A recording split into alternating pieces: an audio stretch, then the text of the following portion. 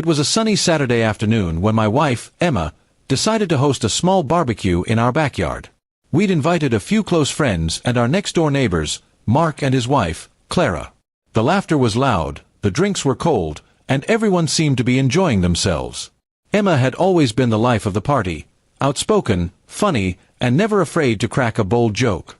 But that day, her words went a little too far. As the group gathered around the table, Emma started teasing me about how I never helped much in the kitchen. "Maybe I should trade my husband for one who knows how to cook," she said, laughing as she poked my arm. Everyone chuckled, including me. It sounded harmless at first, just another one of her playful remarks. But then Mark, our neighbor, leaned forward with a smirk that instantly changed the mood. "Well," he said, his tone oddly serious, "if you're really offering a trade, I wouldn't mind taking you up on that." His wife, Clara, stopped smiling. The laughter faded into silence as everyone looked between him and Emma. She froze, her smile faltering for the first time that evening. Emma tried to laugh it off. "Oh, come on, Mark, it was just a joke," she said, waving her hand dismissively. But his eyes didn't move from her. "So was mine," he replied, though his voice lacked even a hint of humor. Clara stood up abruptly, muttering something about needing to check on the kids, and walked inside. The tension that followed was thick enough to choke on.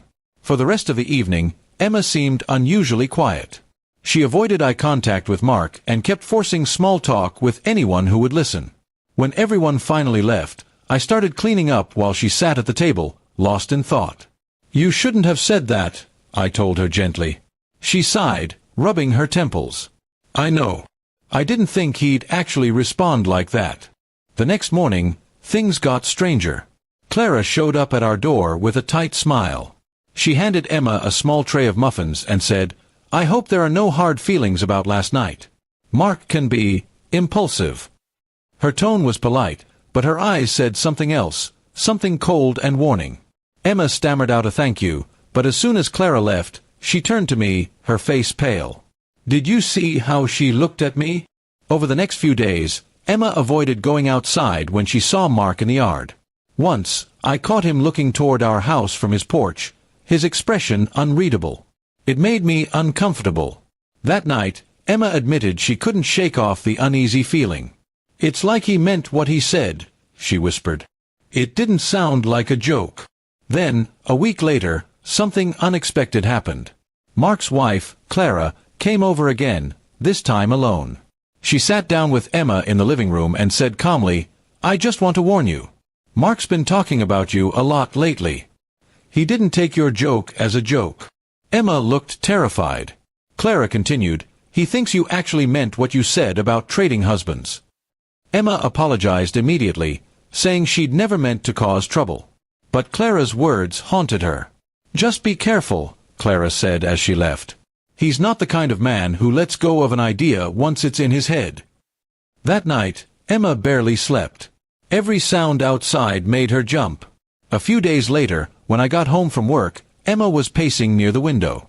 "He was standing outside again," she said. "He just stood there, staring." I wanted to believe she was overreacting, but when I looked outside, Mark was indeed on his porch, watching. The moment he noticed me, he turned and went back inside. That weekend, Emma insisted we install a taller fence. "I don't want to see him or talk to him again," she said firmly. I agreed. The easy laughter and open friendship we once had with our neighbors vanished completely. Now, even the sound of their voices through the fence made Emma tense up. A few weeks passed before things finally reached a breaking point. One night, as Emma and I were sitting on the porch, Mark walked over. He had that same unsettling smile. "So, still thinking about that trade?" he said quietly. Before I could respond, Emma stood up, her voice shaking but loud. "That joke was a mistake, Mark. Stay away from me.